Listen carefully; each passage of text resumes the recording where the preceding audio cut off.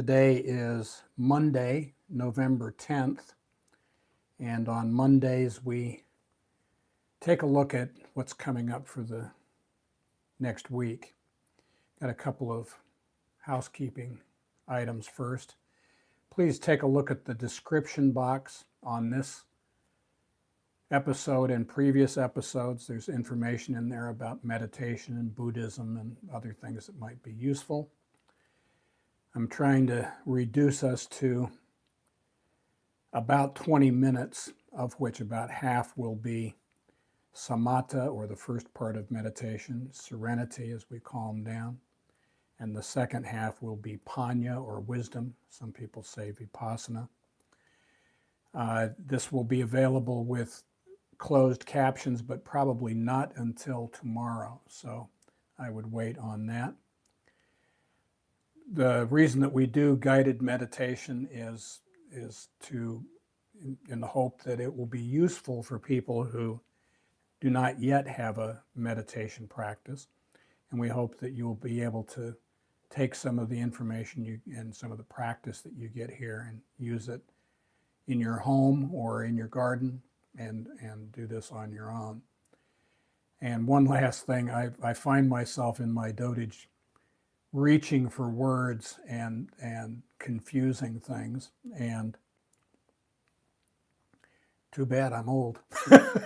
All right, with that, on my mark.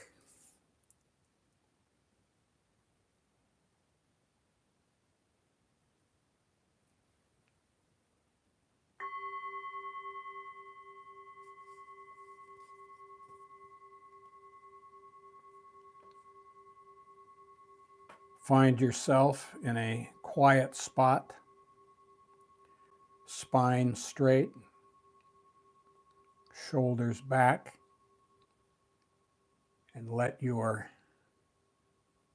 hands rest in your lap, on your thighs or your knees. Please close your eyes gently and your mouth, and imagine a ball of white light, an inch or two, 3 to 5 centimeters beneath your nostrils. Inhale through your nose.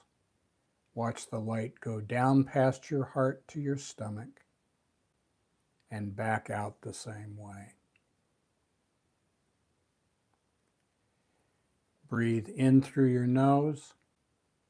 Watch it go down past your heart to your stomach and back out the same way. When outside thoughts intrude, gently brush them aside, thinking, no, that's not my business. I'm focused on my breath as it goes in through my nose, down past my heart to my stomach, and back out the same way. Just take smooth, natural breaths. Don't worry about going too deep or too shallow, too fast or too slow. Just natural for you as you breathe in through your nose. Watch it go down past your heart to your stomach and back out the same way. Now, meditation has 2 stages. The first half is Samatha, or serenity. That's what we're doing now. And you focus your attention on the light and on the Dhamma talk. And you inhale through your nose. Watch it go down past your heart to your stomach and back out the same way. About halfway through, we move to Vipassana, or insight. We prefer the word Panya, or wisdom. And it is always like this. First, we get calm. Then we wise up. It's never the other way around. Wisdom never arises from a mind in turmoil. So as we breathe, just focus on the light. As usual on Monday, we start with the Dhammapada, verses 1 and 2. Mind is the forerunner of all things. Think and act with a corrupt heart, and sorrow will follow one, as surely as the cart follows the ox that pulls it. Verse 2. Mind is the forerunner of all things.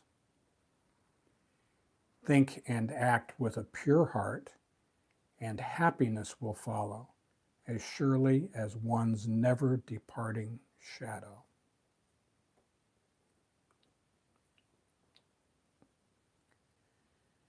Our mind leads our delusions, our preoccupations and moods,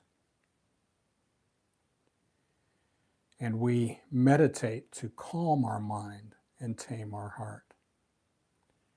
We don't meditate to get something, we meditate to let things go. If you let go a little, you will get a little serenity. If you let go a lot, you will get a lot of serenity. And if we let go completely, that is, if we accept life on life's terms, we will get complete serenity. Last week we worked on practicing our practice. This week it will be the 4 C's.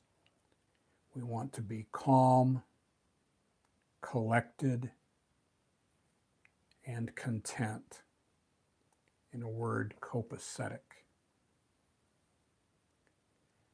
Our theme for November is Right Mindfulness, and this is part of the Samadhi stream within the Eightfold Path. Samadhi is a calm mind, and that's what we're working on now.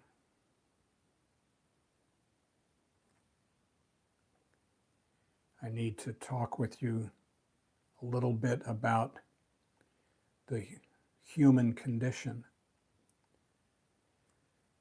Our experience consists of 5 khandhas, or factors: body, feelings, memories and perceptions, thoughts, and consciousness. These are all impermanent, unsatisfactory, and not the self. We are taught that they are like a lump of molten lead, too hot to touch, so we let them go.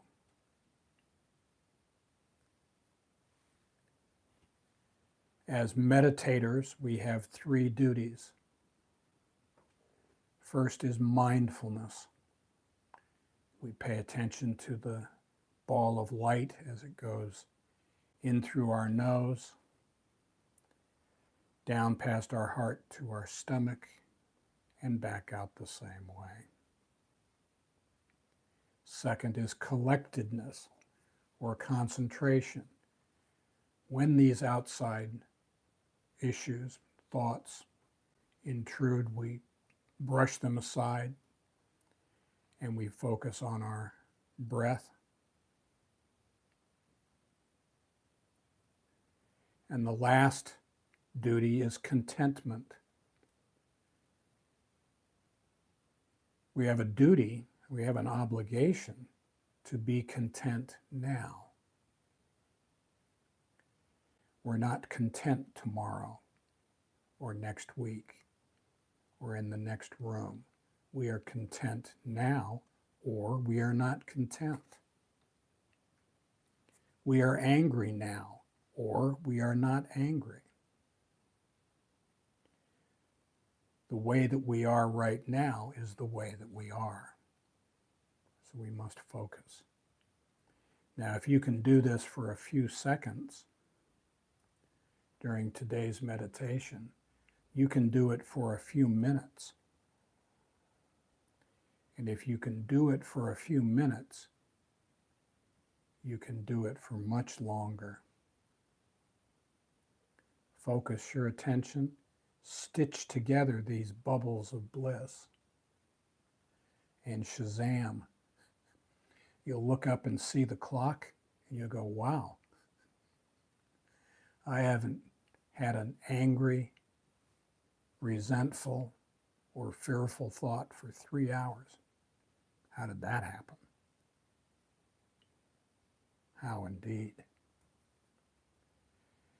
Now, this week, we want to be mindful. So here are 4 tips, things for us to try this week. Number 1, we need to be impeccable in our speech. Let's say what we mean what we say, and don't say it mean. Think before we open our mouths. Second, don't assume. Assuming makes an ass of you and me. I don't know about you, but I'm not a very good mind reader. Third, Q-tip. Quit taking it personally. The universe has bigger things to do than ruin our week, trust me. And last, let's do our best.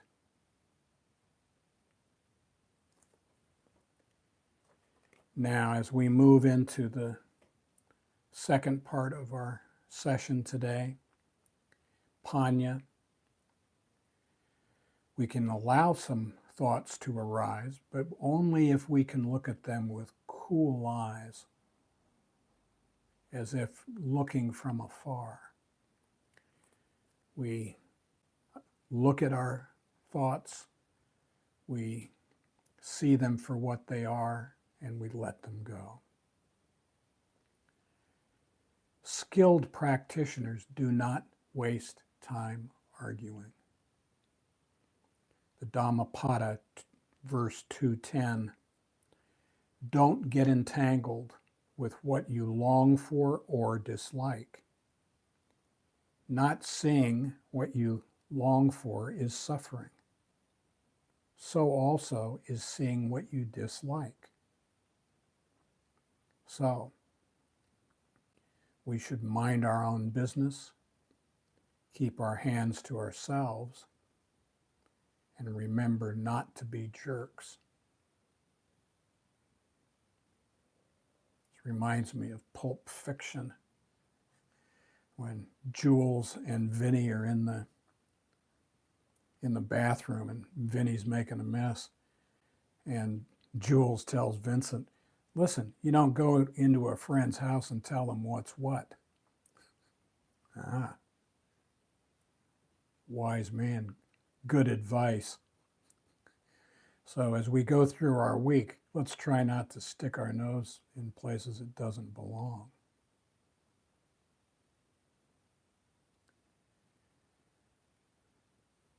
Another part of the Dhammapada, 253, says, if one focuses on others' faults and constantly takes offense, one's own toxins flourish, and one is far from their destruction.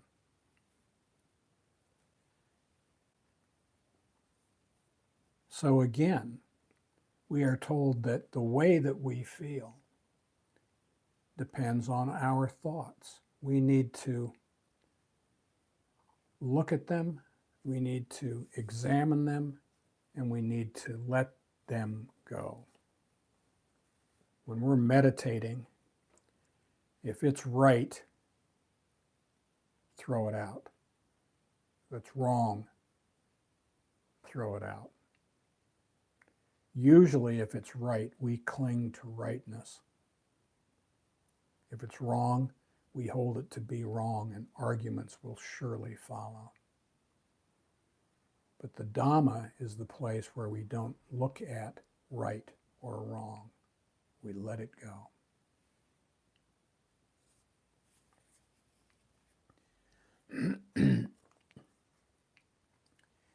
There are things that help us in our meditation and will help us this month in our life as we go through it. And this week. First is metta with 2 T's. When we are going through life or we are sitting in meditation, we should project loving feelings. Second, generosity of the spirit. That's not giving alms to the poor. It's giving other people the benefit of the doubt. Other people have problems. Maybe we should give them a hand. We should be projecting kindness and helpfulness. What can we do to help ease someone's burden today?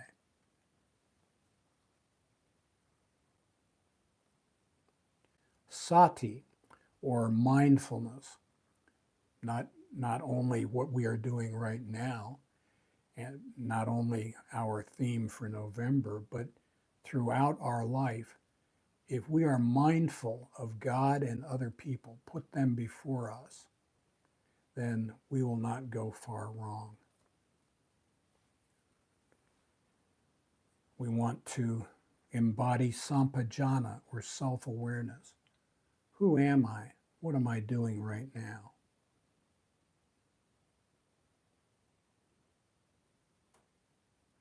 Panya, or wisdom, and selfless service to all. We often hear about selfless service. What is it? First of all, selfless service is no thought of the outcome of whatever it is I am doing. Outcomes are God's business, not mine, not ours. Our job is to row. God's job is to steer. And if God, good, orderly direction, is too masculine for you, how about grace over drama?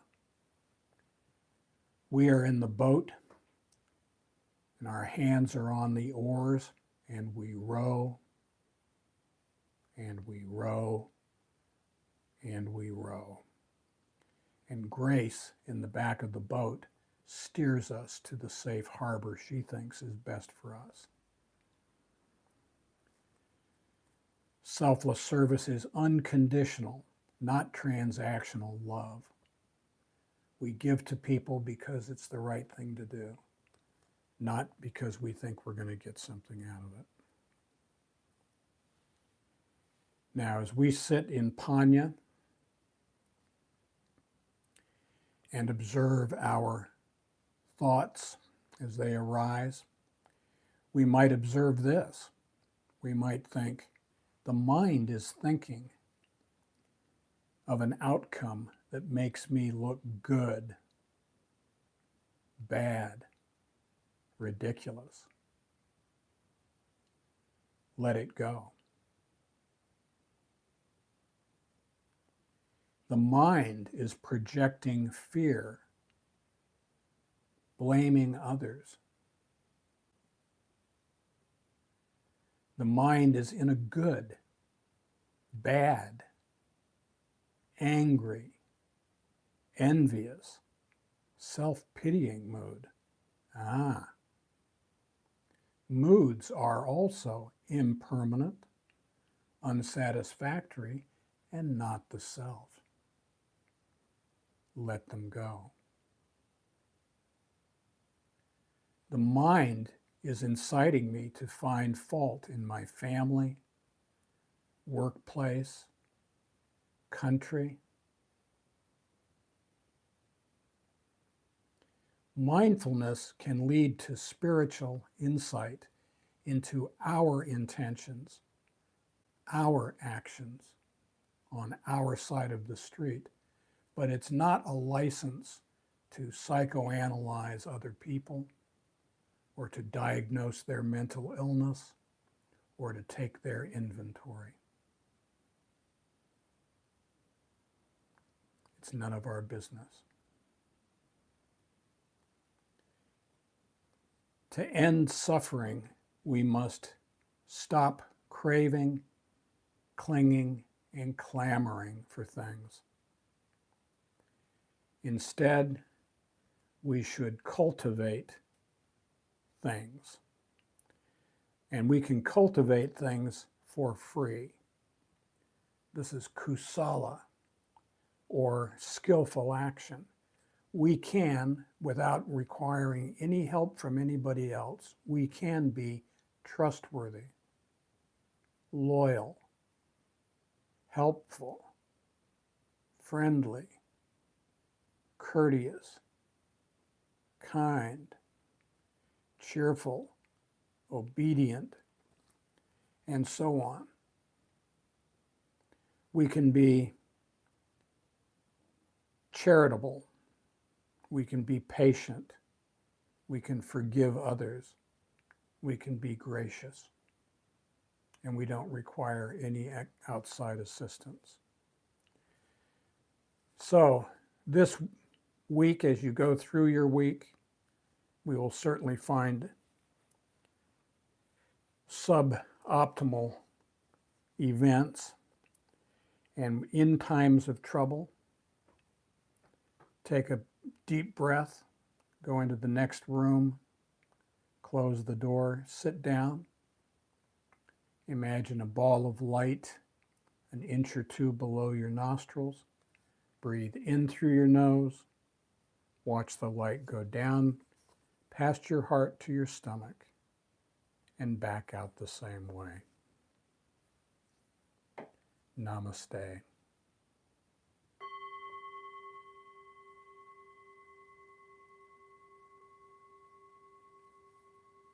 Okay. Thank you, Sam. And thank you all for coming. We'll meet again next Friday at 3:45 Japan time. And as we go through this week, let's think of the 4 C's. How to be calm, collected, content. In a word, how to be copacetic. Namaste.